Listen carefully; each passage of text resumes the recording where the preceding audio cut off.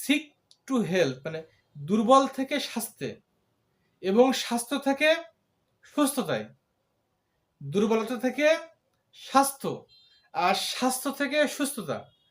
তাহলে restore, sick to health to cure, এই দুর্বলতা থেকে সুস্থতায় রিস্টোর করতে হবে অ্যাজ ইট ইজ টার্মড, এবং এটাই হবে তার জীবনের একমাত্র লক্ষ্য এবং উদ্দেশ্য। তাহলে তার এই ট্রিটমেন্টটা তার কাজে আসবে। এটা ছিল তার বক্তব্য, প্রথম বক্তব্য। সম্মানিত বন্ধুরা, আজকে হেনিম্যানের প্রথম সূত্র নিয়ে আলোচনা করলাম। নেক্সট দিন হেনিম্যানের দ্বিতীয় সূত্র নিয়ে আলোচনা করব।